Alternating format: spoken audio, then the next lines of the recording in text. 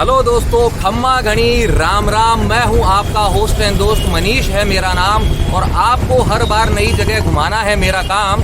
और आज मैं आपको सैर कराने वाला हूं राजस्थान के ही खास शहरों में से एक बीकानेर की एक खास जगह की।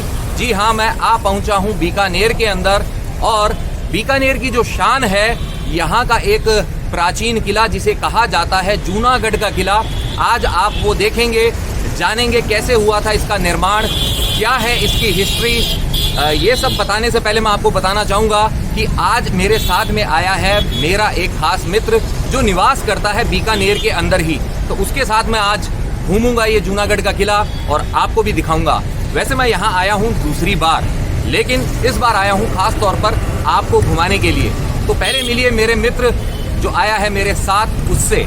तो मिलिए मेरे खास मित्र सीपी उर्फ चंद्र प्रकाश से, जिससे मेरी मुलाकात हुई थी महानगर मुंबई के अंदर। जी हाँ, हम लोग थोड़े समय तक साथ में रहे थे, वहीं पे हमारी दोस्ती हुई थी। और सीपी जो है बीकानेर से ही है, यहीं इसका जन्म हुआ है, यहीं पे बड़ा हुआ है। इसने देखा है बीकानेर के हर हिस्से को और आज आया है ये मेरा साथ निभाने के लिए। हाय फ्रेंड्स, मेरा नाम सीपी है और हम जा रहे हैं अभी जूनागढ़ के अंदर। आप भी चलिए हमारे साथ। आइए आइए, फिर देर क्यों की जाए, आपको घुमाया जाए जूनागढ़ का किला और बताया जाए इससे जुड़ी हुई जो भी है सारी खास बातें। ये आप देख रहे हैं जूनागढ़ किले को बाहर से। अब हम जा रहे हैं इसके प्रवेश द्वार की तरफ, जहां से हम प्रविष्ट होंगे इस किले के अंदर। बाहरी दीवार आप देख चुके हैं, अब चलिए चलते हैं इस प्रवेश द्वार से अंदर, जो कहलाता है कर्णपोल। जी हाँ, जूनागढ़ में किले का प्रवेश द्वार कर्णपोल देख रहे हैं आप। सबसे पहले हम जाएंगे गाड़ी को पार्क करने के लिए और वो होगी यहाँ पर।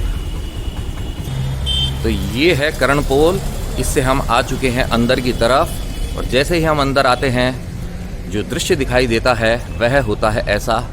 देख सकते हैं आप जूनागढ़ किले को। और यहाँ पर है एक और प्रवेश द्वार जो कहलाता है दौलत पोल। जी हाँ, यहीं से हमें आगे अंदर एंट्री लेनी होगी। यहाँ पर आप देख रहे हैं बहुत सारे ये जो हाथ के निशान, यह है सती माता के हाथों के निशान हैं। ये इतने प्रवेश द्वार इसलिए बनाए जाते थे क्योंकि अगर आक्रमण की स्थिति में जो शत्रु सेना है वह सीधे अंदर नहीं घुस जाए महल तक, उसको हम रोक सकें अलग अलग स्टेजेस पर। इस वजह से इस तरीके से इन प्रवेश द्वारों का निर्माण किया जाता था, इन पोल का निर्माण किया जाता था। तो चलिए दौलत पोल से अंदर दाखिल होते हैं, आइए। दौलत पोल के बिल्कुल सामने दिखाई दे रहा है फतेह पोल, और यहीं पर है 2 व्हीलर्स की पार्किंग, बाहर भी है।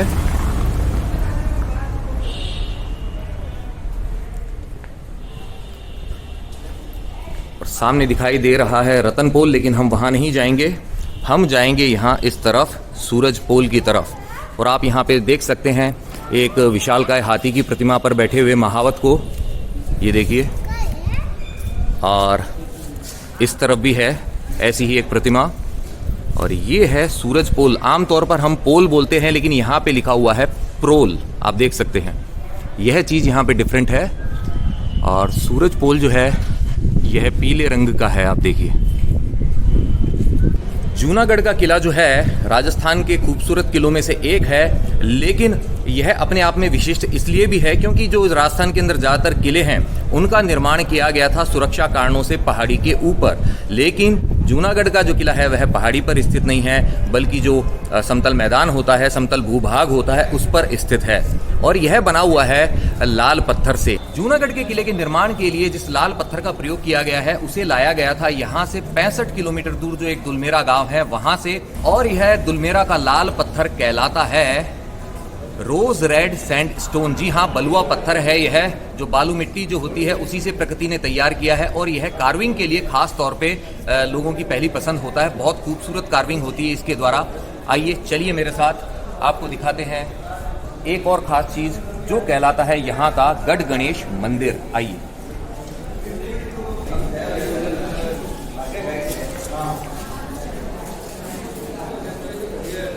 तो यहाँ सूरज पोल से हम दाखिल हुए हैं और जैसे अंदर आते हैं लेफ्ट हैंड साइड में दिखाई देता है गढ़ गणेश जी का मंदिर। जी हाँ, इन्हीं गणेश जी की स्थापना पहले की गई थी और फिर शुरू हुआ था किले का निर्माण, इसीलिए यह कहलाते हैं गढ़ गणेश जी। और गढ़ गणेश जी मंदिर के बिल्कुल सामने की तरफ यहाँ सूरज पोल के राइट हैंड साइड में है करणी माता का मंदिर। यहाँ पे है 3 प्रतिमाएं। करणी माता का यहाँ पे चित्र है। जो वृद्धावस्था में जो करणी माँ का चित्र था वह यह है।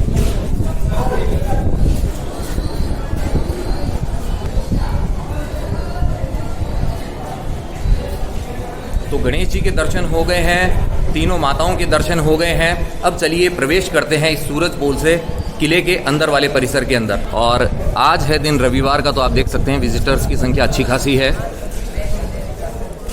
छुट्टी के दिन का सब उपयोग कर रहे हैं। और जैसे ही हम अंदर आए हैं सूरज पोल से, जो दिखाई देता है हमें जूनागढ़ किले का फेसिंग पार्ट, वो है ऐसा। तो इससे पहले आपको मैं जूनागढ़ किले के अंदर ले जाऊं और दिखाऊं जूनागढ़ का किला, मैं बताना चाहूंगा आपको इस बीकानेर नगर की स्थापना कैसे हुई थी। बीकानेर नगर की स्थापना के संबंध में एक लोक दोहा प्रचलित है, जो कुछ इस प्रकार है। 1545 सुद बैसाख सुमेर, थावर बीज थरपियो बीका बीकानेर। जी हाँ, कहा जाता है इस ताने के तौर पर ही बीकानेर नगर की स्थापना की शुरुआत हुई थी। राव बीका जी जो राव जोधा जी के सुपुत्र थे, कई पुत्रों में से एक थे। एक दिन जब राव जोधा जी दरबार में बैठे हुए रहते हैं तो राव बीका जी दरबार के अंदर आते हैं, लेकिन वो पहुंचते हैं दरबार के अंदर लेट, और वो जाके बैठ जाते हैं अपने चाचा कांधल जी के पास में, और उनके कान में फुसफुसाते हुए कोई बात कहते हैं। राव जोधा जब ऐसा देखते हैं तो वो थोड़े से क्रोधित हो जाते हैं, और गुस्से के अंदर वो उन दोनों को ताना देते हुए कहते हैं कि लगता है चाचा भतीजे किसी नए राज्य की स्थापना की मंत्रणा कर रहे हैं गुप्त रूप से। तो इस ताने को समझ जाते हैं बीका जी और कांदल देव दोनों ही, और वो इसे एक चुनौती के रूप में लेते हुए राव जोधा से कहते हैं कि महाराज, अगर आपका आशीर्वाद रहा तो बिल्कुल ऐसा ही होगा। अब मैं अपने लिए एक अलग राज्य की स्थापना ही करके दिखाऊंगा। जोधपुर से रवानगी लेकर राव बीका जो है वो पहुंचते हैं मंडौर, और यहाँ पे लगभग जो 10 वर्षों तक वो मुकाबला करते हैं जो यहाँ के भाटी शासक थे उनका, लेकिन उसके अंदर उनको कुछ खास परिणाम नहीं मिलता है। तो वो रुख करते हैं इस क्षेत्र की तरफ जहां पर मैं अभी खड़ा हूं। जी हां, जहां पे आज बसा है बीकानेर। और पुराने समय के अंदर यह क्षेत्र कहलाता था विक्रमपुरी या फिर जांगल प्रदेश। जी हां, महाभारत के अंदर इस प्रदेश को जांगल प्रदेश कहा गया है, और बाद में यह कहलाता था जांगलू। और आज के जो वर्तमान के जो चूरू, बीकानेर, गंगानगर और हनुमानगढ़ जिले हैं, यह सम्मिलित रूप से ही उस समय बनाते थे जांगलू को। तो राव बीका जी पहले जाते हैं जोधपुर से मंडौर की तरफ, वहां से फिर वो जो भैरव जी की प्रतिमा है वो लेके आते हैं, जो स्थापित होती है कोडमदेसर के अंदर। और बीका जी की पहले इच्छा होती है कि जो कोडमदेसर गांव होता है वहीं पर वो बीकानेर नगर बसाएं, लेकिन उसके बाद में वो निर्णय लेते हैं इस स्थान पर बीकानेर नगर बसाने का जहां पे आज बसा हुआ है। तो इस तरीके से जोधपुर से बीका जी पहुंच जाते हैं जांगलू के अंदर, और पहुंच जाते हैं उनके पास जिनके पास पहुंचे थे उनके दादा रिडमल जी और उनके पिताजी जोधा जी, यानी कि करणी माता। जी हाँ, इनके दादा और पिता को शरण देने वाली करणी माता के ही दरबार में देशनोक में पहुंचते हैं राव बीका जी। और करणी माता ना सिर्फ उन्हें शरण देती है, साथ ही उन्हें परामर्श भी देती है, आशीर्वाद भी देती है कि वह यहाँ पर आसपास में जो गांवों के जो छोटे छोटे राज्य होते थे उनको जीते और अपने लिए एक नए राज्य की स्थापना करें। तो उस समय यहाँ जांगलू के ऊपर राज होता था जाटों के 7 गोत्रों का, और यह इलाका कहलाता था 7 पट्टी 57 मांझ। जाटों के जो 7 गोत्र होते हैं इनके अंदर मनमुटाव हो जाता है। जो सारण गोत्र होता है उसके अंदर जो पूला सारण होता है उसकी पत्नी को ले जाता है गोदारा गोत्र का कोई व्यक्ति, इस वजह से हो जाता है उनके अंदर मनमुटाव। पूला सारण की संधि हो जाती है राव बीका के साथ में कि वो उसकी युद्ध में सहायता करेंगे, बदले में वह राव बीका की अधीनता स्वीकार कर लेता है। और इस तरीके से धीरे धीरे बाकी के भी जो जाट गोत्र होते हैं वह राव बीका की अधीनता स्वीकार कर लेते हैं, और धीरे धीरे इस क्षेत्र के बड़े भाग के ऊपर राव बीका का अधिकार हो जाता है। और इस तरीके से राजस्थान के अंदर राठौड़ों के दूसरे शक्तिशाली राज्य की स्थापना का मार्ग भी खुल जाता है। बीकानेर राज्य की यहाँ पे स्थापना होती है, और ये जो नाम है बीकानेर, राव बीका जी के नाम पे तो है ही बीका, लेकिन जो पीछे नेर आता है उसकी क्या कहानी है आपको वो भी बताता हूँ। तो यह जो घटना मैं जो आपको बता रहा हूँ यह मुझे यहाँ पे जो लोकल्स हैं उन्हीं से मालूम चली है, वही आपके साथ शेयर कर रहा हूँ। तो राव बीका पहले तो कोडमदेसर गाँव में बसाना चाहते थे बीकानेर को, लेकिन बाद में वो निर्णय लेते हैं किसी अन्य स्थान पर इसे बसाने का। राव बीका पहुंचते हैं बीकानेर की कांकड़ पर। जी हाँ, जो बाहरी बॉर्डर जो होती है वह कहलाती है कांकड़। तो राव बीका जी जब यहाँ पहुंचते हैं तो वो देखते हैं एक गडरिये को जिसे कहा जाता है नेरिया। उसकी जो कुछ बकरियां थी वह सब मरी हुई होती हैं और एकमात्र जो भेड़ होती है वही जिंदा होती है, क्योंकि इस क्षेत्र के अंदर अकाल काफी पड़ा करता है। तो राव बीका की जब वो इच्छा जानता है राज्य स्थापना की, तो वो कहता है कि महाराज यहीं पे राज्य स्थापित कीजिए। तो राव बीका जी कहते हैं कि भाई यहाँ पे तो अकाल पड़ता है, यहाँ पे कैसे रहेंगे। तब बाद में फिर जो गडरिया है वह कहता है कि महाराज जब ये भेड़, यह गर्भवती भेड़ इस अकाल के अंदर जिंदा रह सकती है तो मनुष्य तो फिर इसमें जिंदा रह ही सकते हैं। तो यह बात राव बीका जी को भी जच जाती है। और लेकिन गडरिया उनसे यह कहता है कि महाराज आपको अपने राज्य के अंदर जो राज्य का नाम है उसके अंदर आपको मेरा नाम भी जोड़ना पड़ेगा। तो इस तरीके से जब राव बीका जी यहाँ पे अपना नगर बसाते हैं, बीकानेर नाम दिया जाता है उसे। राव बीका जी का आ जाता है बीका और जो नेरिया होता है उससे जुड़ जाता है नेर। तो यह कहानी मुझे वैसे तो यहाँ के लोकल से ही पता चली है, बाकी कहीं पर ऑनलाइन इंटरनेट पे कहीं भी मैंने सर्च किया वैसा कोई ऑथेंटिक इसका कोई प्रूफ नहीं है। लेकिन एक बात मुझे पता चली तो मैंने आपके साथ में शेयर कर दी, क्योंकि अक्सर होता क्या है लोकल से हमें बहुत सारी बातों का पता चलता है। 1485 के अंदर करणी माता के आशीर्वाद से, जी हाँ, करणी माता के शुभ हाथों से रखी जाती है बीकानेर के पहले किले की नींव की ईंट। राव बीका जी के आग्रह पर ऐसा करती है करणी माँ और उसके बाद में शुरू होता है बीकानेर के निर्माण का सिलसिला। जो पहला निर्माण जो राव बीका जी ने करवाया था, अगर मैं गलत नहीं हूं तो वह कहलाता है बीका जी की टेकरी। और उसके शायद जो भग्नावेश हैं वो आज भी देखे जा सकते हैं। जो परकोटे की दीवार है, जो लक्ष्मीनाथ जी का मंदिर है, उसके पास में भी आप देख सकते हैं यहाँ का जो वो पहला किला जो राव बीका जी ने बनवाया था उसके भग्नावेश वहीं पर है। बाद में जिस स्थान पर राव बीका जी ने पुराना किला बनाया था उसी स्थान पर इस नए किले की, जी हाँ, ये जो जूनागढ़ का किला है, इस किले की नींव रखी थी महाराजा रायसेन जी ने 1589 के अंदर। और इस किले का बाद में निर्माण कार्य धीरे धीरे चलता रहा और बाकी के जो राजा थे, उनके बाद में जो राजा हुए थे, उन्होंने अपना योगदान दिया इसके विस्तार के अंदर। और इस तरीके से किले का जो कहते हैं ना कि फाइनली काम जो कंप्लीट हुआ था वह कंप्लीट हुआ था 1937 के अंदर। जी हाँ, 348 वर्ष लगे थे इस किले के पूरे निर्माण के अंदर और 16 राजाओं का योगदान रहा है इस किले के निर्माण के अंदर। जब रायसेन जी ने इस किले का निर्माण करवाया था उस समय इसको नाम दिया गया था चिंतामणि। जी हाँ, यह किला कहलाता था चिंतामणि, जो कि भगवान गणेश जी का ही एक नाम है। और बाद में यह कहलाया जूनागढ़। लेकिन यह जूनागढ़ कब कहलाया और क्यों कहलाया यह भी आपको बताता हूं। जूनागढ़ कहलाया था यह जिस समय यहाँ के जो शासक थे, सबसे प्रमुख शासक माना जाता है जिन्हें गंगा सिंह जी, उनके समय के अंदर यहाँ से राज परिवार रहने चला गया था दूसरे महल के अंदर जिसे लालगढ़ पैलेस कहा जाता है। तो नए निवास में जाने के बाद में यह महल जो चिंतामणि पहले कहलाता था यह हो गया था पुराना, तो इसे कहा गया जूनागढ़। जूना मतलब पुराना, गढ़ मतलब किला। इस तरीके से चिंतामणि दुर्ग जो था वह बन गया जूनागढ़ किला। चिंतामणि दुर्ग जो आज जूनागढ़ के नाम से जाना जाता है उसका निर्माण शुरू हुआ था उस तरफ, वहां से शुरू हुआ था और बाद में धीरे धीरे एक एक करके जो 16 राजा हुए थे उन्होंने इसके निर्माण को विस्तार दिया। और ये देखिए वो वाला जो आप हिस्सा देख रहे हैं सबसे नया हिस्सा है। उस नए हिस्से में 1937 में जाके निर्माण कार्य इस किले का पूर्ण हुआ था। वहाँ भी है एक तोरण द्वार और उसके बाद में हम तोरण द्वार से आगे जाएंगे, वहाँ पर अंदर प्रवेश करेंगे जूनागढ़ किले के अंदर। वहीं पर मिलती है टिकट्स, तो टिकट्स भी वहीं पे ली जाएगी। जूनागढ़ किले के इस भाग को आपने बहुत सारी फिल्मों के अंदर देखा होगा। बहुत सारी हिंदी फिल्मों की यहाँ पे शूटिंग हुई है जिनमें प्रमुख थी एक क्षत्रिय। लाल पत्थर से ही निर्मित यह तोरण द्वार है। सामने आप देख सकते हैं पीतल का दरवाजा। तो अब बिना देर किए चलते हैं टिकट काउंटर पर, लेते हैं टिकट्स और दिखाते हैं आपको जूनागढ़ का किला, बताते हैं इस किले की खास खास बातें। और यहाँ एंट्री गेट के पास में ही आप देख सकते हैं यहाँ पे बना हुआ है बीकानेर घराने का राज्य चिन्ह, जिस पर लिखा हुआ है जंगलधर बादशाह। और कहा जाता है महाराजा गंगा सिंह जी के टाइम पे ही बीकानेर के राजाओं को उपाधि दी गई थी जंगलधर बादशाह की।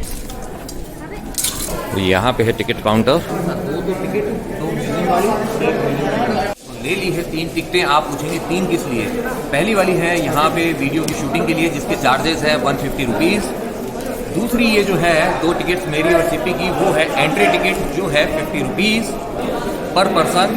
और ये वाली जो 2 टिकट्स हैं ये 30 रुपीज़ ईच है। यह है म्यूज़ियम के अंदर एंट्री के लिए। तो इस तरीके से ये 3 टाइप्स ऑफ टिकट्स हमने ले ली है और करते हैं अब शुरू जूनागढ़ दर्शन अभियान। टिकट्स लेने के बाद में हम जिस हिस्से में पहुंचते हैं जूनागढ़ के, यह इस महल का सबसे नया बना हुआ हिस्सा है जिसका निर्माण कार्य पूर्ण हुआ था 1937 के अंदर, 1937 के अंदर। और इसे पूरा करवाया था यहाँ के जो सबसे प्रसिद्ध महाराजा हैं, महाराजा गंगा सिंह जी के द्वारा। यहाँ पे आप देख सकते हैं ये जो 3 द्वार हैं यह कहलाते थे त्रिपोलिया द्वार। जी हाँ, 3 द्वार जो हैं ये सिमेट्री के अंदर बने हुए होते थे। देख सकते हैं आप, 1, 2 और वो 3। पहले वह द्वार पूर्ण होता था, लेकिन जब बाद में नया निर्माण किया गया, आप यह जो डिज़ाइन देख रहे हैं सीढ़ियों वाली डिज़ाइन, इसको बनाने के लिए उस द्वार को बंद कर दिया गया। और यह जो आप डिज़ाइन देख रहे हैं यह यहाँ पे पहुँची थी इटली के नगर वेनिस से। जी हाँ, और क्या था इस नए भाग को बनाने का कारण वो भी आपको बताता हूँ।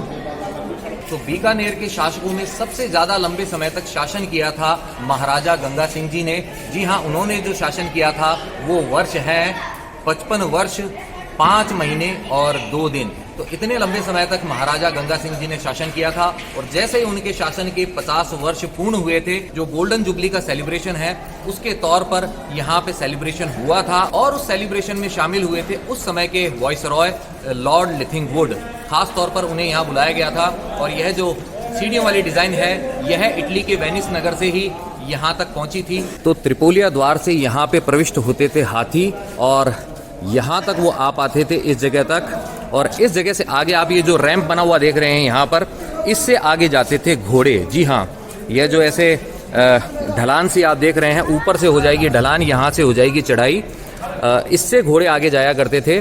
और इस मार्ग के ऊपर भी आप देख सकते हैं, ढलान वाले मार्ग के ऊपर इन पत्थरों को इस तरीके से लगाया गया है। देख रहे हैं आप इस रैंप के ऊपर इन पत्थरों को इसलिए लगाया गया था ताकि यहाँ से जो घोड़े जाएं उनके पैर फिसले नहीं। उसको कहते हैं ना कि ग्रिप देने के लिए इस तरीके से इनको बनाया गया था, लगाया गया था। और इसके बीच में आप यहाँ देख सकते हैं यह जो स्थान छोड़ा गया है, यह स्थान छोड़ा गया है कि जो पानी है वह इनके बीच से बहकर निकल जाए, इनके बीच में इकट्ठा ना हो। और जब युद्ध का समय होता था तो ऊपर से जो भारी पत्थर वगैरह जो होती हैं चीज़ें, वो वहाँ से लुढ़का दी जाती थी और जो दुश्मन सैनिक हैं वो मारे जाते थे। तो इस तरीके से बड़ी ही कुशलता से इस रैंप का निर्माण किया गया। सिप्पी वहाँ पर देख रहा है कुछ जानकारी। देख सकते हैं आप इन खूबसूरत झरोकों को। आप जूनागढ़ के अंदर कहीं भी जाएंगे आपको ऐसे ही नक्काशी वाले जो हैं ये झरोके दिखाई देंगे, खिड़कियाँ दिखाई देंगी। ये देखिए। तो चलिए हम भी चलते हैं इस रैंप से और पहुंचते हैं महल के पहले कोर्टयार्ड में।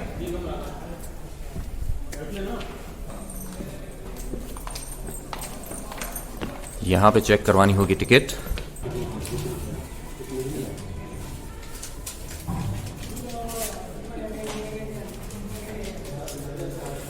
चलिए अब अंदर एंटर होते हैं।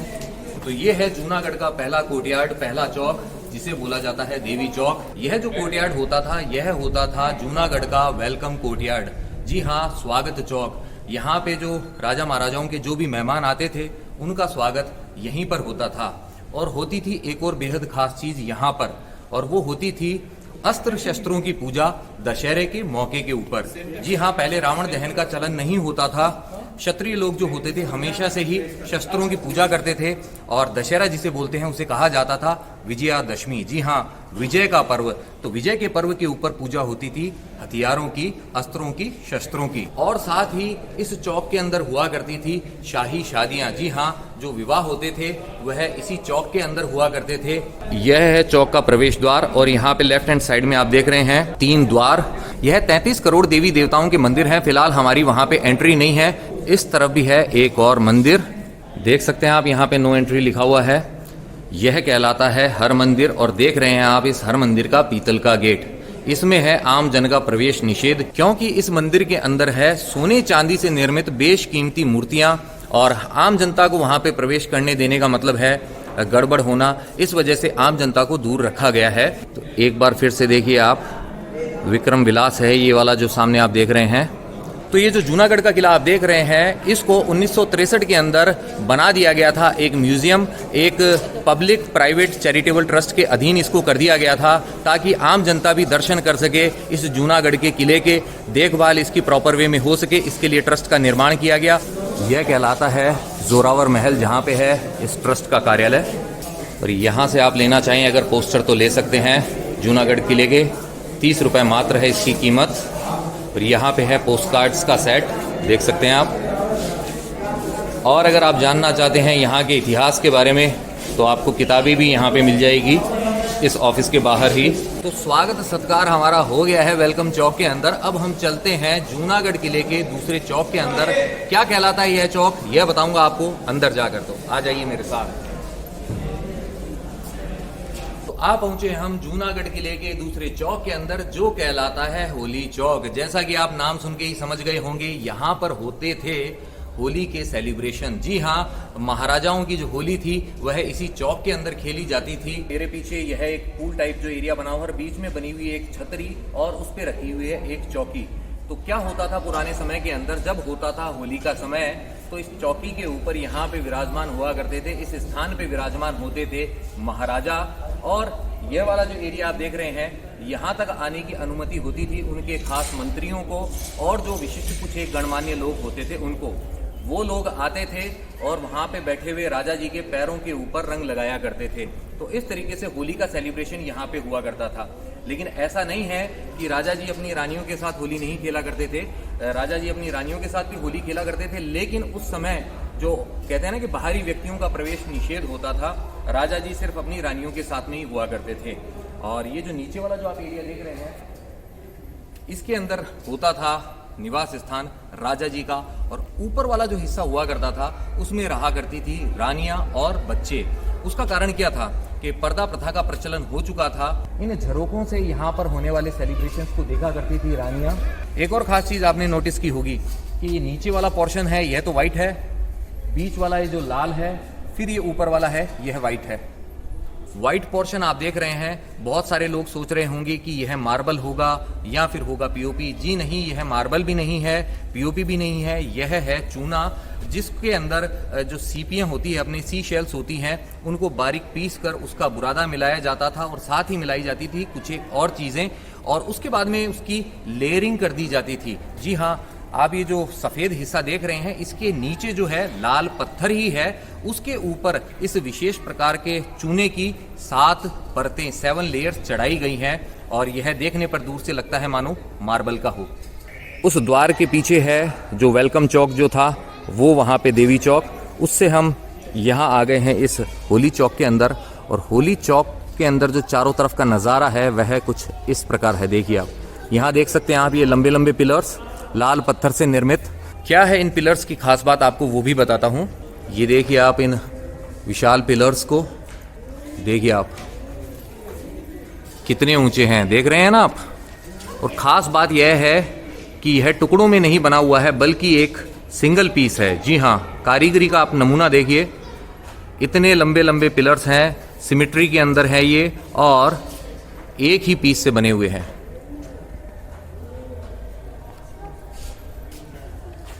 इनके टॉप में बने हुए हैं ऐसे हाथी, देख सकते हैं आप। हर तरफ हाथियों के मुख को बनाया गया है। और यहाँ पे जो आप ये खास झरोका देख रहे हैं, इस पे जो ये टाइल्स लगी हुई हैं, यह आई थी हॉलैंड के टेफ शहर से। जी हाँ, उस समय वहाँ की जो टाइल्स थी काफ़ी प्रसिद्ध हुआ करती थी, और लगभग 100 साल पुरानी यह बताई जाती हैं। नीले रंग की ये टाइल्स,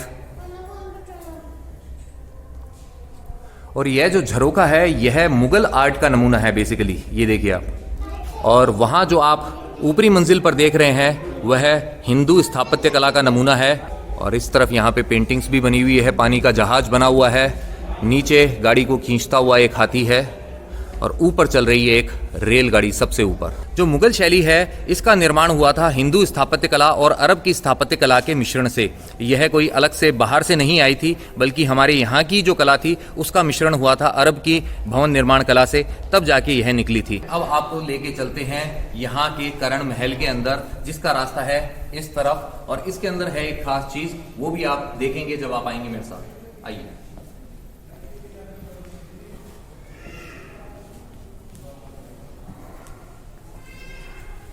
ये देखिए आप, सैकड़ों साल पुराना है यह उस्ता आर्ट, आज भी कायम है इसकी ब्यूटी। महल की जो पूरी छत है उसके चारों तरफ इसका निर्माण किया गया है। आगे तो वहां पे हमारी एंट्री नहीं हो सकती है, लेकिन आप देख सकते हैं उस एरिया के अंदर भी। ये देखिए, ये जो रंग है यह नेचुरल कलर्स ही हैं। प्रकृति से हमें जो रंग प्राप्त होते हैं उन्हीं रंगों का प्रयोग किया गया है, और साथ ही प्रयोग किया गया है 22 कैरेट सोने का। जी हाँ, यह जो सोने का काम होता है यह कहलाता है उस्ता वर्क। उस्ता मुस्लिम जाति के नाम पे ही यह आर्ट कहलाता है उस्ता आर्ट। और ये जो हॉल है और इसके बीच में आप ये जो देख रहे हैं चांदी का सिंहासन, इस चांदी के सिंहासन का वजन है 300 किलो। यह छत जो बनी हुई है लकड़ी की बनी हुई है, देख रहे हैं आप। चांदी के सिंहासन के ऊपर आप देख सकते हैं इस कपड़े के पर्दे को, जिसको हिलाकर हवा की जाती थी क्योंकि बिजली के पंखे का अभाव था। अब जरा देखिए चांदी के सिंहासन के सामने रखे हुए इस कारपेट को, जो कहलाता है जाजम, और इसका निर्माण हुआ है सिल्क, रेड वेलवेट और जो कैमल वूल होती है, इन तीनों के मिश्रण से। यह इनले वर्क ही कहलाता है। कलर्स से आप देखिए, नेचुरल कलर्स का कमाल देख रहे हैं।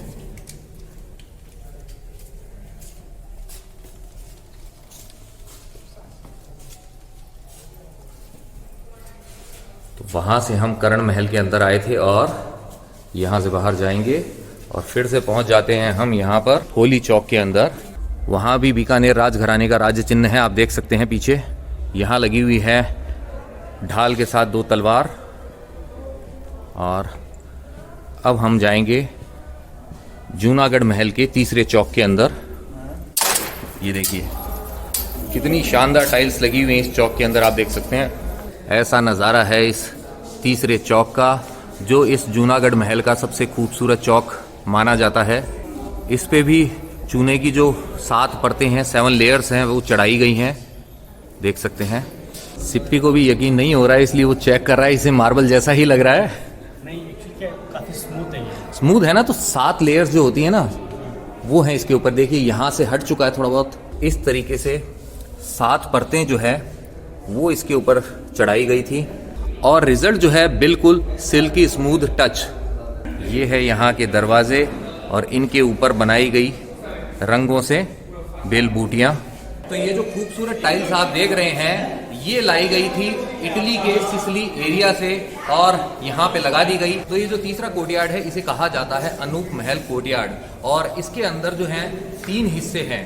पीछे वाला जो हिस्सा है वह कहलाता है अनूप महल, राइट हैंड साइड वाला जो हिस्सा है वह कहलाता है राय निवास, और लेफ्ट हैंड साइड वाला जो हिस्सा है वह कहलाता है बादल महल। तो आइए एक एक करके देखते हैं इसके तीनों हिस्सों को। तो आइए सबसे पहले चलते हैं बादल महल के अंदर, और अंदर का नज़ारा देख के आप समझ गए होंगे कि इसका नाम बादल महल क्यों है। देख रहे हैं आप, हर तरफ नीले नीले सफ़ेद सफ़ेद ये बादल ही बादल, इस वजह से यह कहलाता है बादल महल। और बादल महल में आने पर हमें दिखाई देती है भगवान विष्णु की लक्ष्मी जी के साथ में एक प्रतिमा, और यहाँ पर आपको दिखाई देगा एक छोटा सा बालक जो है भगवान विष्णु का परम भक्त, जिसे जाना जाता है ध्रुव के नाम से। तो भगवान विष्णु की लक्ष्मी जी और ध्रुव के साथ की यह जो प्रतिमा आपने देखी है काली वाली, यह लाई गई थी गोलकुंडा से। और जो ध्रुव है वो भगवान विष्णु के बहुत बड़े भक्त थे, अनन्य भक्त थे, और अपनी भक्ति के दम पे उन्होंने भगवान विष्णु से सर्वोच्च स्थान प्राप्त किया था। और जो हमारा ध्रुव तारा है वह उनके नाम पर ही ध्रुव तारा कहलाता है। और अब मैं आपको दिखाना चाहूंगा इस बादल महल की थीम की खास बातें। जैसे कि नाम से मालूम है और दिखाई दे रहा है कि इसमें बादल तो है ही। बादल होने के साथ साथ आप यहाँ पे देख सकते हैं बिजली। जी हाँ, बिजली यहाँ हो गई, और बादल होते हैं, बिजली गरजती है तो क्या होती है, बारिश। तो यहां आप देख सकते हैं नीचे ये वाला हिस्सा बारिश का है। बादल महल के दरवाजे जो हैं वो कुछ इस प्रकार के हैं। आप देखिए, हरा, पीला और लाल रंग है इनमें। यहाँ आप देख सकते हैं भगवान विष्णु को लक्ष्मी जी के साथ में। तो बादल महल के बादल देख लिए, बिजली देख ली, बारिश देख ली। अब आपको दिखाता हूँ यहाँ का पुराने जमाने का कूलर। जी हाँ, स्पेशल वाटर कूलर कैसे होता था, आइए देखिए।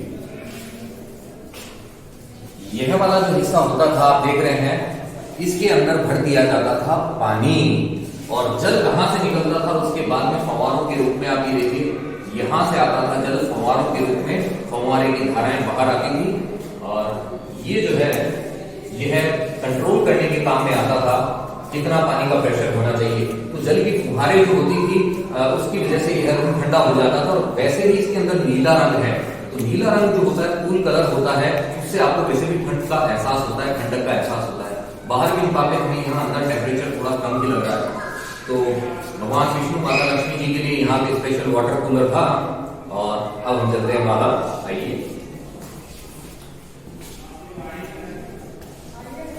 और अब मैं आपको बताना चाहूँगा, यहाँ पर इस चौक में आप जो ऊपर देख रहे हैं झरोके, इनके ऊपर लगी हुई दिखाई देंगी आपको खास चीज़। सबसे पहले आप देखिए, इस झरोके के ऊपर देख रहे हैं आप, यूँ एक लगा हुआ है, उसके ऊपर लगे हुए हैं ये 3 और यहाँ पे आप देख सकते हैं 5।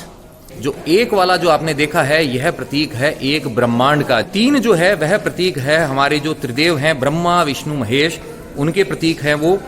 और जो आपने 5 देखे हैं जगह जगह जो झरोकों पर लगे हुए ये शिखर, यह प्रतीक है पंच महातत्वों के। जी हाँ, पंच महाभूत, जल थल पावक गगन समीरा, पंच तत्व से बना शरीरा। तो न सिर्फ भवन का निर्माण किया जाता था, उसमें सुंदरता का ध्यान रखा जाता था, साथ ही साथ जो धर्म और वास्तु की जो चीजें होती हैं, जो नियम होते हैं, उनका पालन भी किया जाता था।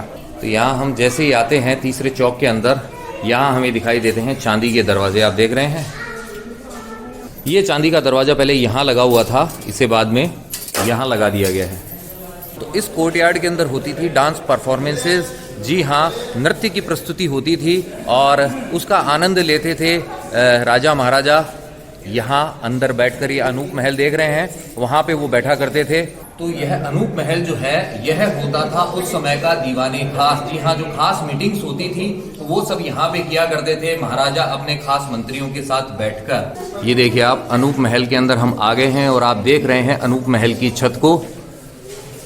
यहाँ पर प्राकृतिक रंगों से फूल पत्तियों का काम तो है ही, साथ ही सोने का काम भी किया गया है। ये देखिए आप, जो उस्ता आर्ट है उसके नमूने के आप देख सकते हैं यहाँ अनूप महल की छत पर और दीवारों पर। ये देखिए,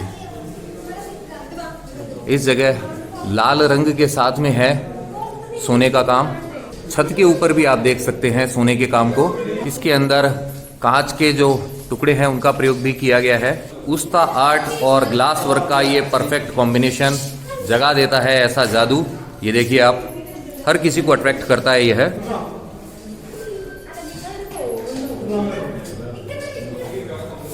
देखिए, यहाँ पे बैठा करते थे राजा जी।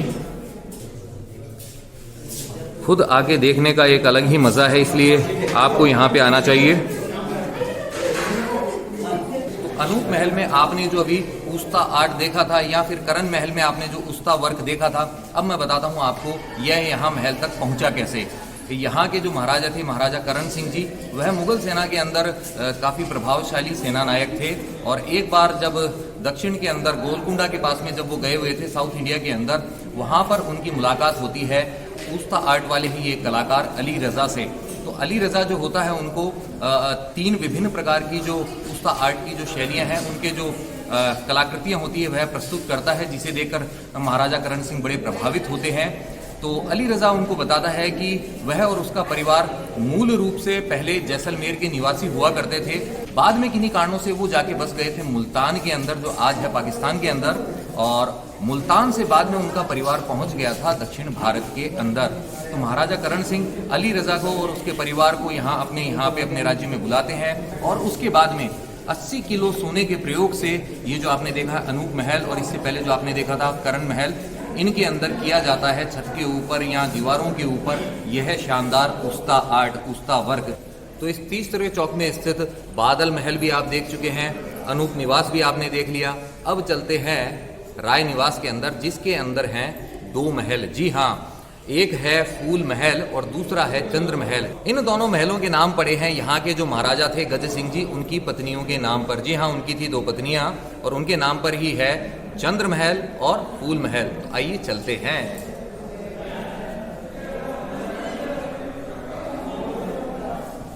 तो यहाँ पे जो आप ये पेंटिंग देख रहे हैं, इसके अंदर आप यहाँ देख सकते हैं घोड़े पे विराजमान राव बीका जी को, और पीछे आप देख सकते हैं मेहरानगढ़ के किले को। अपने पिता राव जोधा जी से मतभेद होने पर राव बीका जी निकल गए थे मेहरानगढ़ का किला छोड़कर अपने 500 पैदल सैनिकों के साथ में। तो वह इस पेंटिंग के अंदर दर्शाया गया है। फूल महल के दरवाजे पर आप देख सकते हैं भगवान कृष्ण जी को और राधा जी को। तो जैसे हम फूल महल के अंदर प्रविष्ट होते हैं, हमें दिखाई देती है भगवान सूर्य की मार्बल की बनी हुई है प्रतिमा, जो बनी हुई है एक सिंगल स्टोन से। और जैसा कि आप जानते ही हैं, भगवान सूर्य जो है आरूढ़ होते हैं 7 अश्वों के रथ पर। यहाँ का राठौड़ राजवंश है, यह लोग सूर्यवंशी थे, इसलिए भगवान सूर्य की प्रतिमा यहाँ पर होनी ही थी। आइए इस तरफ आइए, चंद्र महल। अब आप देखिए इस महल के अंदर जो दीवारें हैं उनको, वैसे तो आप देखेंगे काफी हिस्से को फिर से रेनोवेट किया गया है, उसे वापस से सुधारा गया है, लेकिन जो पेंटिंग्स बनी हुई थी पुरानी, उनको वैसे के वैसा ही रखा गया है। ये देखिए, ये सब जो है नया काम है, और आप यहाँ जो देख रहे हैं पेंटिंग्स इस जगह, ये सब की सब पुरानी हैं।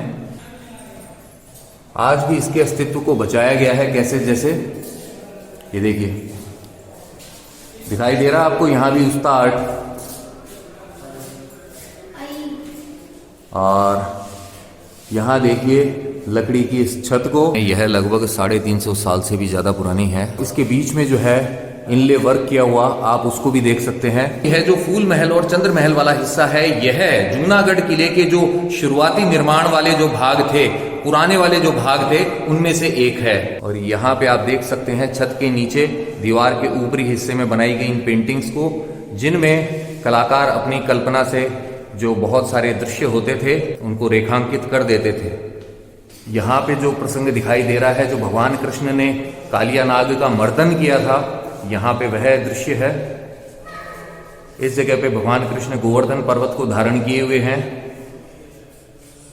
यह है आंतरिक हिस्सा राय निवास का, फूल महल का। इस जगह भी यह झरोखा बना हुआ है ऐसे, बहुत ही सुंदर।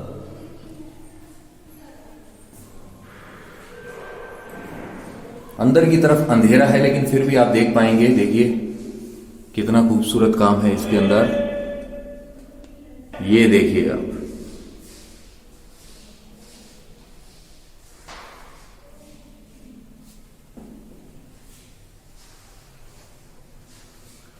बिल्कुल एक जैसे ही चित्र हैं भगवान कृष्ण के और राधा जी के सभी दरवाजों पर, और यही बात जो है उन कलाकारों के हुनर की गवाही देती है। देखिए सभी दरवाजों पर एक जैसे चित्र बनाना, आज कंप्यूटर की मदद से तो ऐसा चुटकियों में किया जा सकता है, लेकिन उस दौर में ऐसा किया गया था। देखिए छत बहुत ही खूबसूरत है, मतलब आपको वक्त चाहिए यहाँ पे, इसको अगर आप देखना चाहते हैं अच्छे तरीके से। अगर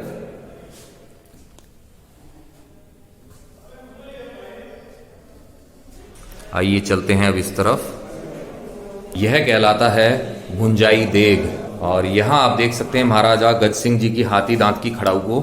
और यहाँ पे जो आप ढोल देख रहे हैं, यह कहलाता है भंवर ढोल। जी हाँ, इसे भंवर ढोल कहा जाता है। आइए चलते हैं आगे।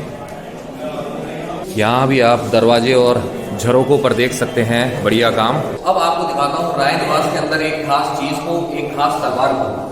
यहाँ पे जो आप ये जो तलवार देख रहे हैं, इस तलवार का वजन है 27 किलो। जी हाँ, इतनी भारी तलवार, इसका प्रयोग किया जाता था प्रैक्टिस करने के लिए, क्योंकि अगर आप इसको चला सकते हैं, 27 किलो की भारी तलवार को आप कुशलता से चला सकते हैं, तो डेफिनेटली आप युद्ध के अंदर पारंगत हो ही गए हैं। तो ये वाली तलवार थी प्रैक्टिस के लिए, और इसके पास में है एक और खास तलवार। यह तलवार क्यों है खास?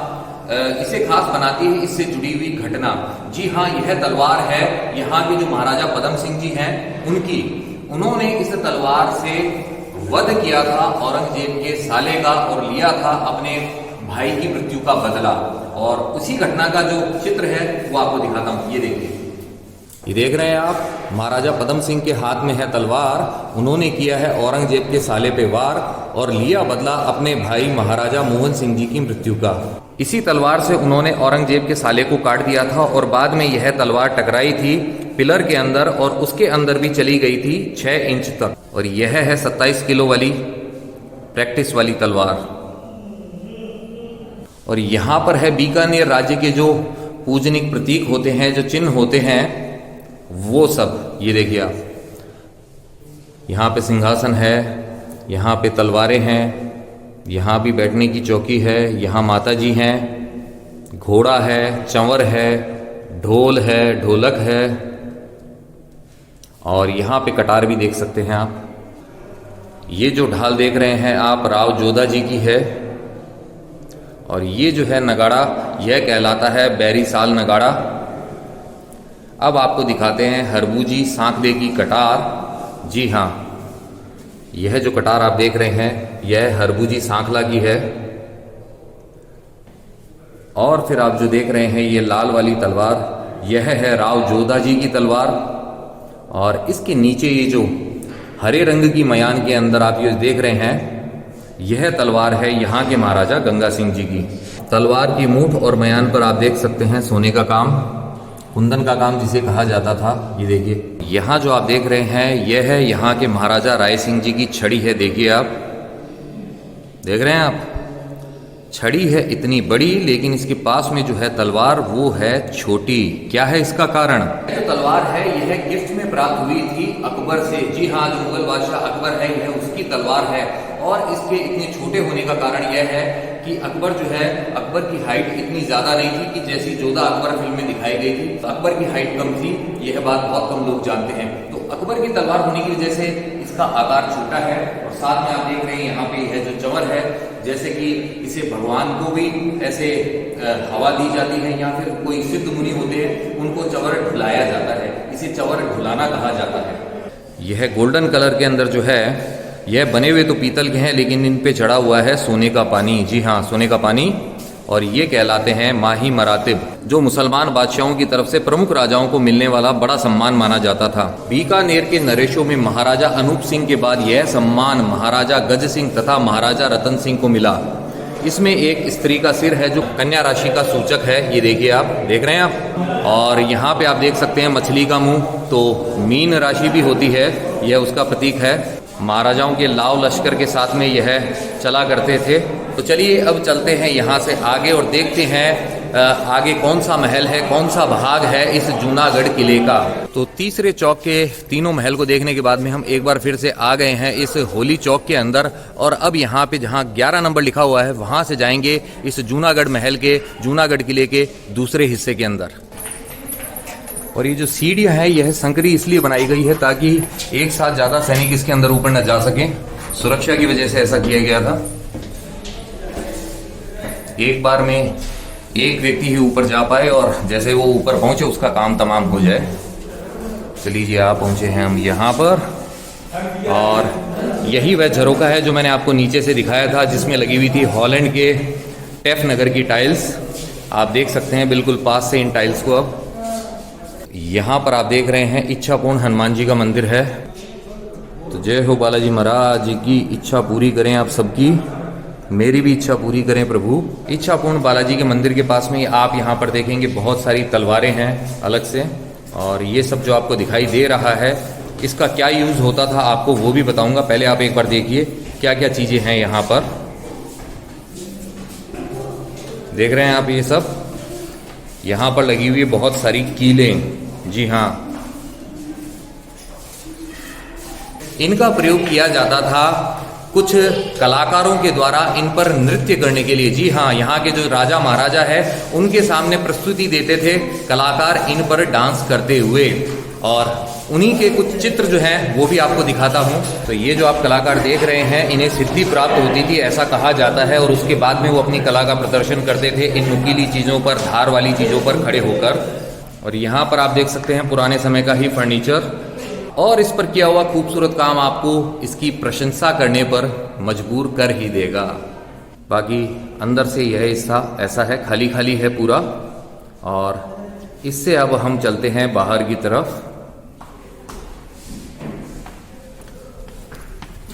तो वहाँ से हम आ गए हैं ऊपरी मंजिल के इस चौक में, और यहाँ पे आप देख सकते हैं बीच में लगा हुआ है तुलसी का एक पौधा, देखिए आप। और आगे की तरफ है गज मंदिर, लेकिन वहाँ जाने से पहले मैं दिखाना चाहूँगा आपको यहाँ से दिखता हुआ जूनागढ़ किले का यह है नज़ारा, पिछला हिस्सा। गज मंदिर जो चौक है, यहाँ से आप देखते हैं तो दिखाई देता है यह गार्डन एरिया। पुराने समय पर यहाँ पर सेनाएं हुआ करती थी। बाद में कहा जाता है कि महाराजा गंगा सिंह जी के समय में यहाँ पर ऐसे उद्यान बना दिया गया, बगीचा। और सामने की तरफ वहाँ पेड़ों के पीछे आप देखेंगे मेरी उंगली जहाँ है उस डायरेक्शन में होती थी प्रेस, और इस तरफ होता था तोपखाना। भोले बाबा का मंदिर है यहाँ पे, ये देखिए वाइट वाला, और इसीलिए इस गार्डन को बोला जाता है शिव उद्यान, शिव गार्डन। आइए अब सामने चलते हैं गज मंदिर के अंदर, इस गज मंदिर चौक से। वैसे देखिए दूर से ही दिखाई दे रही है हमें अंदर की कलाकारी, देख रहे हैं आप, बोले तो काम भारी। महाराजा गज सिंह जी का गज मंदिर है ये। और जैसे हमने नीचे देखा था वैसे ही यहाँ पर भी छत पे ऐसा काम किया गया है, देखिए आप। और बीच में है यहाँ पर ये ऐसा सुंदर झरोका। तो गज मंदिर में प्रविष्ट होते ही लेफ्ट हैंड साइड में दिखाई देता है यह एक विशाल झूला। जी हाँ, लकड़ी का बना हुआ लगता है झूला, जिसमें कांच का प्रयोग भी किया गया है। बेसिकली इसका प्रयोग किया जाता था कृष्ण जन्माष्टमी जैसे उत्सव होते थे उस पे भगवान कृष्ण को झुलाने के लिए। और इस झूले के अंदर क्या है खास बात वो भी आपको बताता हूँ, जरा पास आइए। ये जो झूला आप देख रहे हैं यह लगभग 160 साल पुराना है, और इसके अंदर आप ये जो देख रहे हैं जो स्त्रियां हैं यह है भगवान कृष्ण की गोपियां। ये सारी गोपियां जुड़ी हुई है एक तार से, और यह तार जुड़ा हुआ है भगवान कृष्ण के इस झूले से। तो जब भगवान कृष्ण को झुलाया जाता था तो ये सारी गोपियां भी हरकत में आ जाती थी। तो इस तरीके का एक पुराना मैकेनिज्म था जो इस झूले के अंदर आप देख सकते हैं इतने सालों पहले था। आइए चलते हैं इस तरफ। यहाँ पहुंचे हैं हम।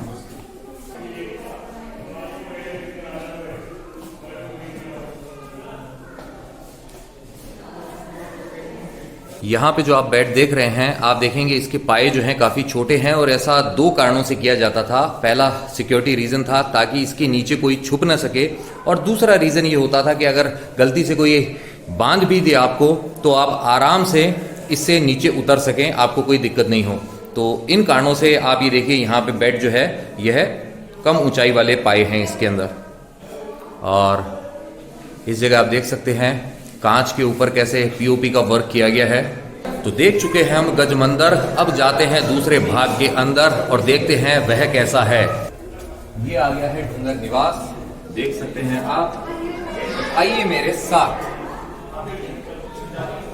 ये आ गए हम डूंगर निवास के अंदर। ये देखिए ये है डूंगर निवास की छत,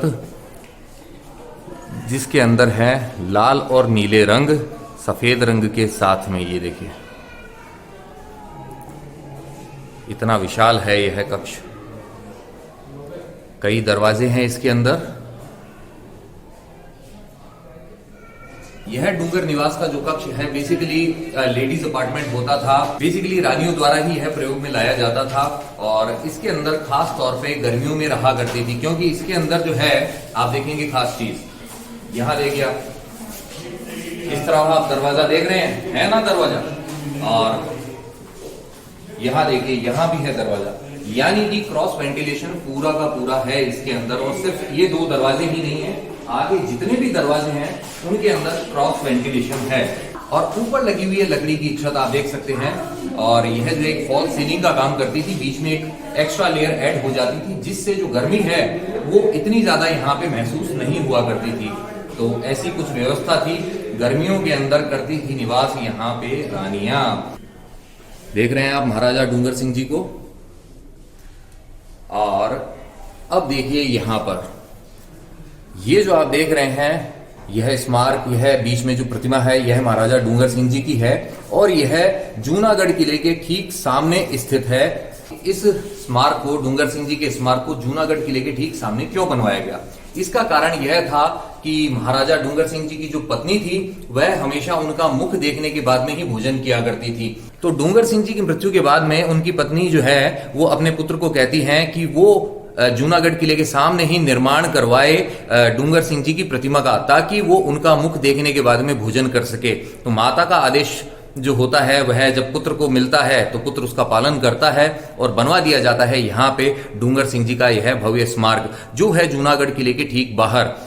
आइए अब चलते हैं यहाँ से आगे, क्योंकि ये जो किला है यह काफी बड़ा है, बहुत सारे महल हैं इसके अंदर।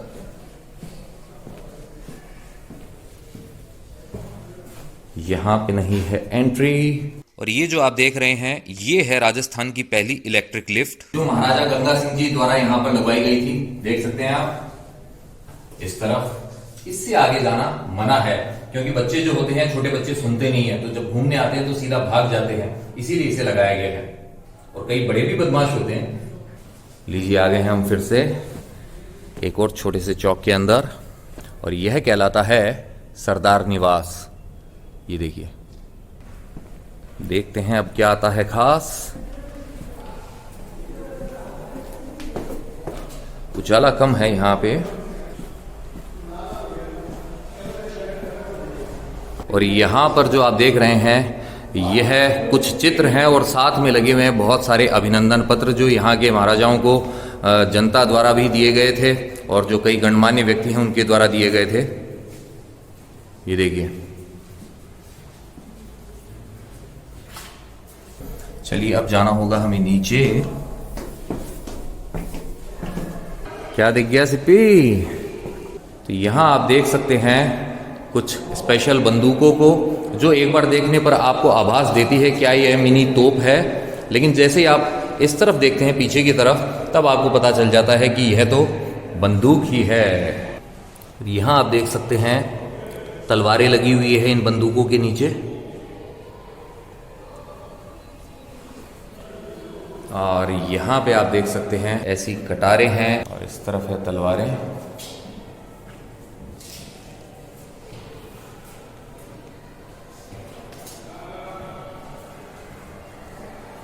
ये देखिए, अलग अलग तरीके की कलाकारी है इनकी मूठ पर। इन हथियारों से ही जैसे कोई राज चिन्ह बना दिया गया हो ऐसा लग रहा है ना, कितना सुंदर डेकोरेशन है। तो आ चुके हैं अब हम जूनागढ़ के उस हॉल के अंदर जहां पे प्रदर्शित है विभिन्न प्रकार के हथियार। जी हाँ, तलवारें भी हैं, ढाले भी हैं, खंजर भी हैं, कटारे भी हैं, और तो और है बंदूक। और बंदूक में भी मैं आपको जब दिखाऊंगा 4 मीटर लंबी बंदूक तो बताना चाहूंगा उससे जुड़ी हुई एक खास बात। फिलहाल हम यहाँ पे देखते हैं, जब पहुंचेंगे बंदूक के पास तब बताता हूँ। इन तलवारों को इस तरीके से जचाया गया है और एक फूल की आकृति बना दी गई है, आप देख सकते हैं। देखिए इस तरफ है भांति भांति के खंजर,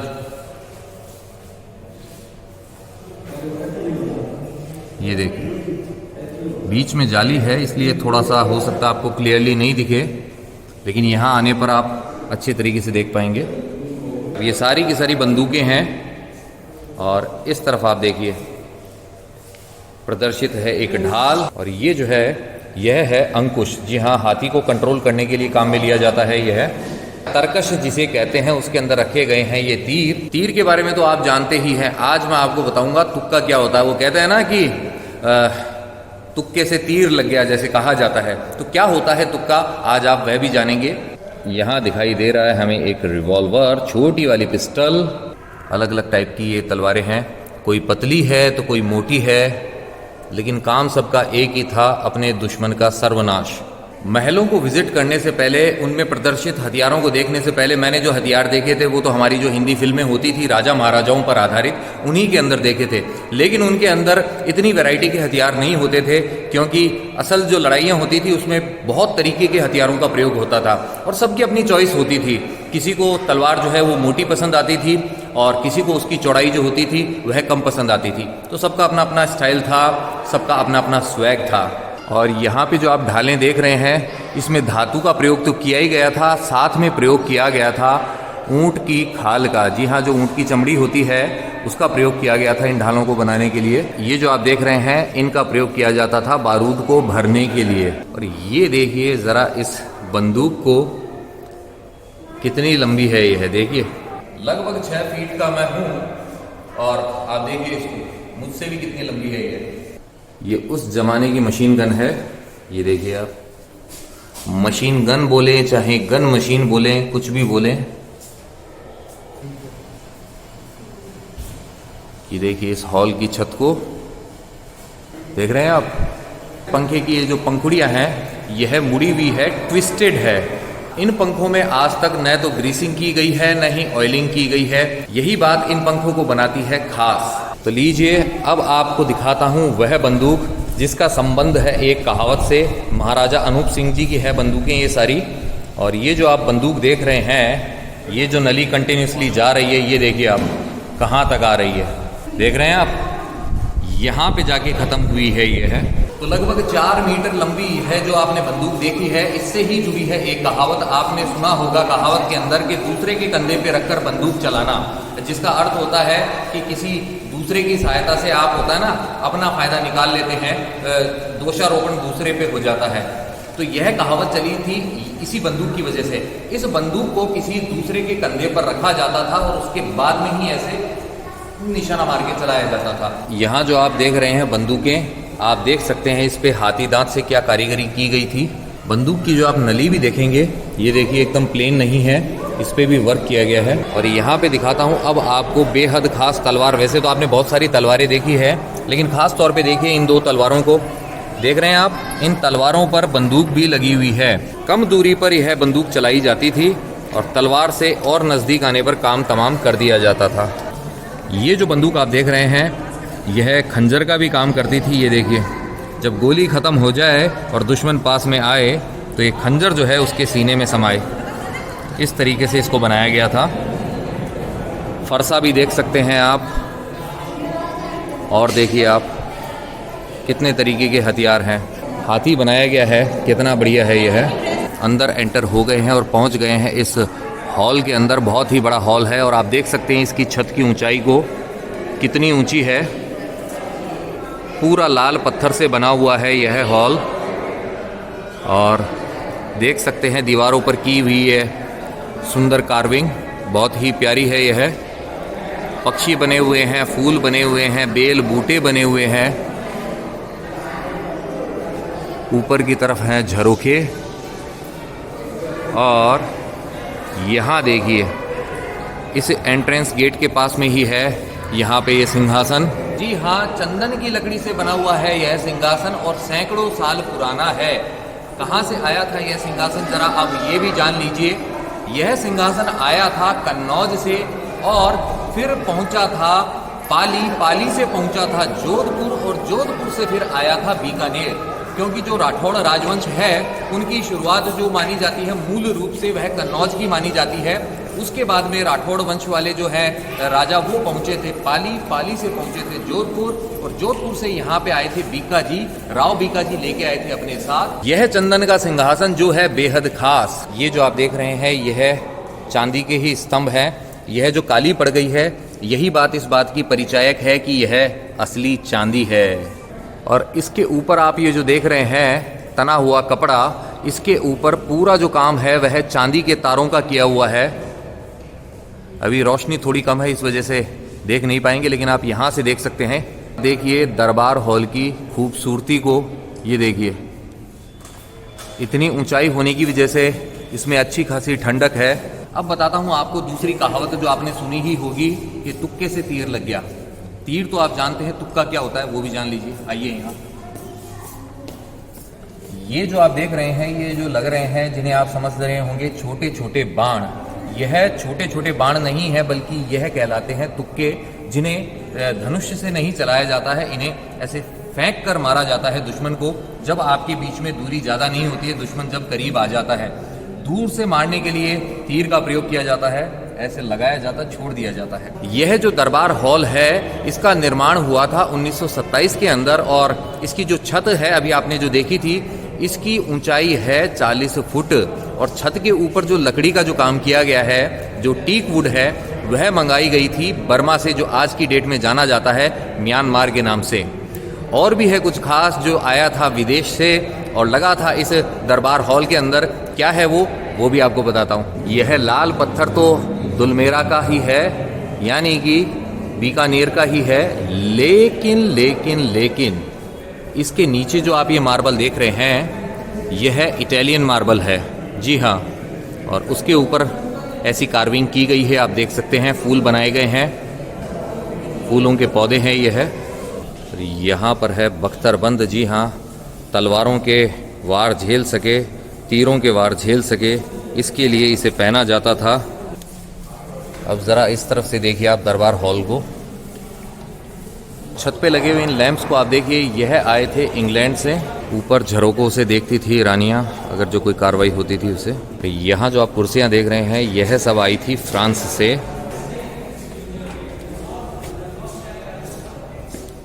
दरबार हॉल से बाहर आते ही हम पहुँच गए हैं इस एक और चौक के अंदर।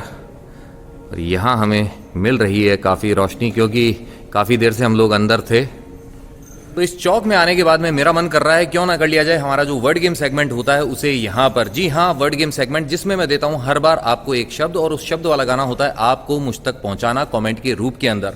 तो जूनागढ़ का ये शानदार किला है, राजाओं के लिए, रानियों के लिए यह प्रसिद्ध है, जाना जाता है। तो यहाँ आने के बाद में आज जो शब्द मेरे मस्तिष्क में आ रहा है वह है रानी। और इस वर्ड से आपके लिए जो सॉन्ग है वो है ये।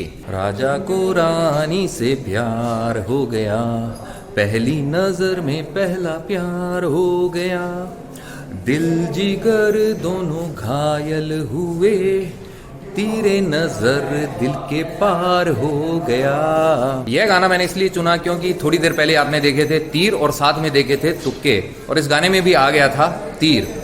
तो यह था सॉन्ग मेरी तरफ से आपके लिए। अब रानी वर्ड वाला सॉन्ग जो है कमेंट के रूप में आपको मुझ तक पहुंचाना है। गाना उस शब्द से शुरू हो ऐसा कोई कंपल्शन नहीं है, बस वह शब्द होना चाहिए उस गाने के अंदर। तो भेज दीजिए अपनी पसंद का गाना मुझ तक। दरबार हॉल के बाद में अब आपको लेके चलते हैं गंगा सिंह हॉल के अंदर, जहां पे यहाँ के सबसे प्रसिद्ध जो महाराजा हैं, महाराजा गंगा सिंह जी जो हैं, अपना सारा एडमिनिस्ट्रेटिव वर्क किया करते थे।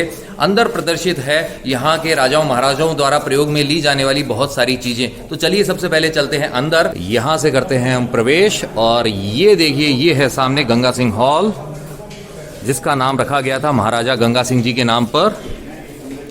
और देख सकते हैं आप, इसकी भी छत जो है उस पर लकड़ी का काम किया गया है।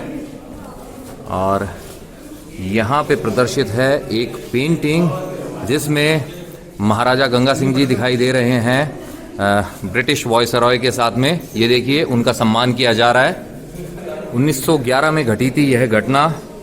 तो यहीं से महाराजा गंगा सिंह जी अपना सारा जो एडमिनिस्ट्रेटिव वर्क है वो किया करते थे। बहुत सारे घंटे यहाँ पे बिताते थे, क्योंकि उनका एक ही लक्ष्य था, कैसे जैसे भी बीकानेर का सबसे अधिक विकास हो सके, सारी सुविधाएं यहाँ पर आ सके, यही उनके जीवन का लक्ष्य था। ये सब महाराजा गंगा सिंह जी के द्वारा उपयोग में लाई जाने वाली चीजें हैं। ये देखिए आप, और ये जो आप देख रहे हैं यह है उस जमाने का टेलीफोन। इसको देख के आपको आइडिया नहीं लग रहा है ना, लेकिन यह उस जमाने का ही है। ये देखिए,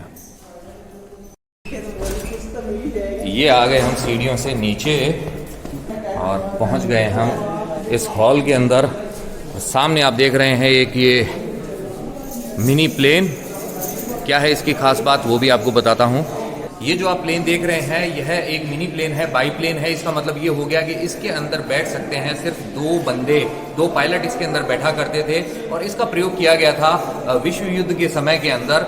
आज भी यह अच्छी कंडीशन के अंदर है। यहाँ डिस्प्ले पे इसे रखा गया है। इसे रखा जाता था ऊंट की पीठ पर, बैठने के लिए प्रयोग में लिया जाता था। यहाँ पे है एक बग्गी, यहाँ है पालकी। ये देखिए, ये है उस प्लेन का पिछला हिस्सा। देखिए आप देख रहे हैं, ये देखिए यहाँ पे भी है हाथी की पीठ पर सवार होने के लिए जो हौदा होता था वह। अंदर की तरफ है वेलवेट और यह बना हुआ है चांदी से। ऐसा है ये हॉल अंदर से, जिसके अंदर प्रदर्शित है यह मिनी प्लेन और बहुत सारी चीज़ें। इस तरफ है ये तेंदुआ, शिकार के बाद में इसे यहाँ डिस्प्ले किया गया है। इस तरफ भी है एक और हम चलते हैं बाहर की ओर। ये देखिए, यहाँ भी है महाराजा गंगा सिंह जी, आप देख सकते हैं, करणी माता से आशीर्वाद लेते हुए राव बीका जी। तो जो सारे राजा महाराजा हैं यहाँ के, बीकानेर घराने के, राठौड़ वंश के, वो सब इस चित्र के अंदर प्रदर्शित है। आ पहुंचे हैं हम फिर से एक बार यहाँ का जो ऑफिस है, कार्यालय, वहाँ पर। ये देखिए,